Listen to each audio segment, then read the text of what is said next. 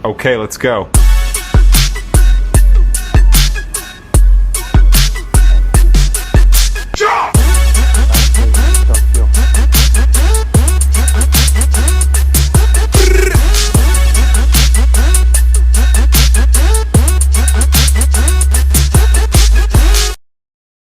Seharusnya menjadi simbol kekuatan, kebanggaan nasional, dan bukti kecanggihan teknologi sebuah negara.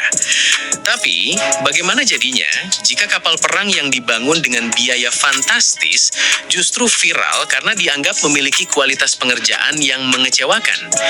Inilah yang sedang terjadi pada KD Maharaja Lela, kapal tempur pesisir kebanggaan Malaysia yang mendadak menjadi bahan perdebatan panas di seluruh media sosial. Yo, minasan konnichiwa, apa kabar semua? Assalamualaikum warahmatullahi wabarakatuh. Jangan lupa pula kita ucapkan salam ye what's up untuk Pak Cik dan Mak Cik di negeri seberang sana. Ya, pembahasan kali ini saya udah mau ketawa duluan ini. Ini dari beberapa komen di video saya kemarin yang membahas Veda. Itu ada yang mention saya, memberitahu saya tentang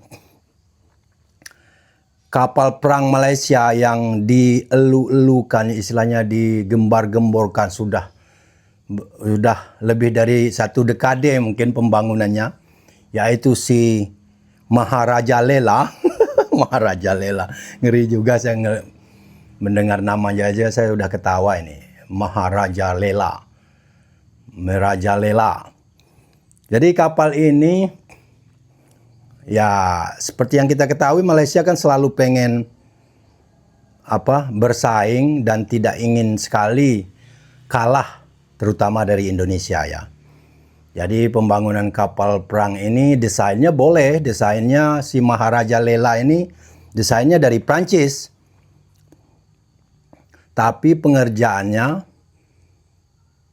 ditangani oleh oleh bumi putranya Malaides, orang-orang daerah Malaides. Hasilnya sangat mengecewakan karena lambungnya aja kelihatan udah seperti jeruk purut. Ada yang ngomong, ada netizen yang ngomong seperti genteng jemuran yang saking kepanasan kan peot-peot begitu. Yang lucunya kayak jeruk purut. Ini bukan itu saja ya.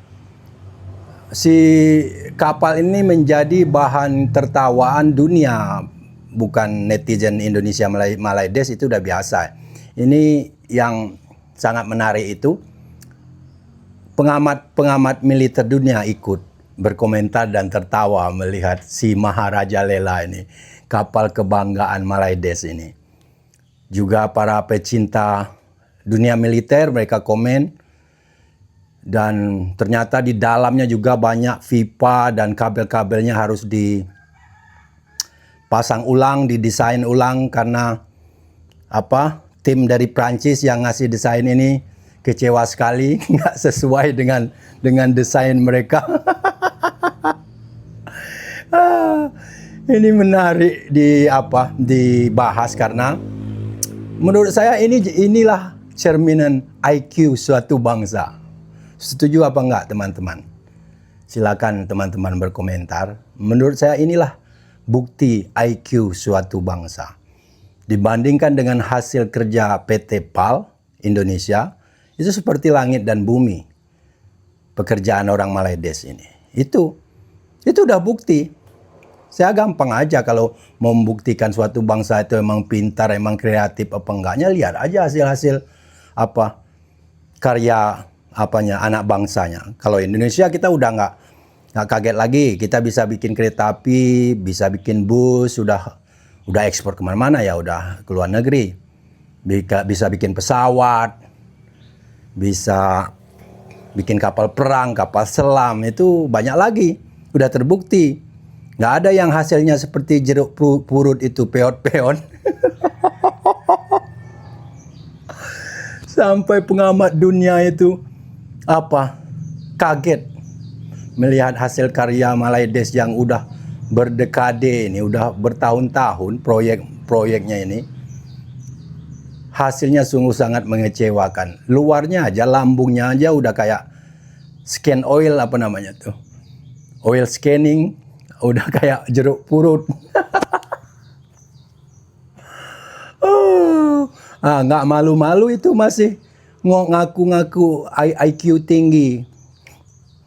Nggak malu sama Indonesia yang selalu dihina IQ rendah. Padahal Indonesia udah bikin pesawat, udah bikin kapal perang, ini udah biasa ini. Kapal selam tanpa awak kemarin udah kita bikin kan. Memang Malaides ini nggak habis-habisnya bikin kita tertawa. Ada baiknya juga punya tetangga seperti ini. Mereka itu lucu ya. Lucu tapi mereka nggak sadar gitu loh. Lucunya organik kata Bang Wan Windur, organik lucunya. Betul-betul asli. Jadi ini bukti menurut saya. Bukti kemampuan daya kreativitas orang Malaides ini jauh sekali dari Indonesia. Ya, bukti IQ mereka udah saking ketinggian, nyundul-nyundul langit jadi error jadinya kan. Lihat kapalnya tadi tuh. Masa lambungnya kayak jeruk purut, terus isi dalamnya, pipa-pipanya, kabel-kabelnya harus dirombak ulang lagi. Ada lagi desus-desusnya, ini banyak kasus korupsi terlibat di sana. Jadi pendanaan kapal ini udah bertahun-tahun, itu udah disunat sana sini. Jadi korupsi lebih kurang aja dengan negara kita. Malaides ini ngaku-ngaku aja dia negara bersih. Korupsi paling banyak. Apalagi di bagian ketentaraan. Di tentara Diraja Malaides ini. Tengoklah alat apa yang cuman bisa beli cuman rental helikopter bisanya. Dapat kapal, hibah kapal jelek, ngaku aja kaya. Ringgit berjaya tak guna. Kan? Ya, untuk yang lebih detailnya, ini dari Sera Channel saya ambil ya. Ya, dari Sera Channel ini. Silakan ini, setelah ini saya muat ya dari Sierra 230 Channel. Ini, silakan tonton video sisanya. Jangan tertawa, awas jangan minum sambil nontonnya, pasti tertawa. Alright, check this out. Perang seharusnya menjadi simbol kekuatan, kebanggaan nasional, dan bukti kecanggihan teknologi sebuah negara. Tapi, bagaimana jadinya jika kapal perang yang dibangun dengan biaya fantastis justru viral karena dianggap memiliki kualitas pengerjaan yang mengecewakan? Inilah yang sedang terjadi pada KD Maharaja Lela, kapal tempur pesisir kebanggaan Malaysia yang mendadak menjadi bahan perdebatan panas di seluruh media sosial Asia Tenggara. Awalnya, kapal ini dipromosikan sebagai lambang modernisasi militer Malaysia. Proyek Littoral Combat Ship atau LCS ini digadang-gadang akan menjadi tulang punggung baru tentara laut di Raja Malaysia. Dengan desain modern dari Naval Group Prancis, kapal ini diharapkan mampu membawa Malaysia naik kelas dalam persaingan kekuatan maritim kawasan. Di atas kertas, spesifikasi KD Maharaja Lela memang terlihat sangat mengesankan. Kapal ini dirancang untuk menjalankan berbagai misi tempur modern, mulai dari perang anti kapal selam, pertahanan udara, hingga pertempuran melawan kapal permukaan.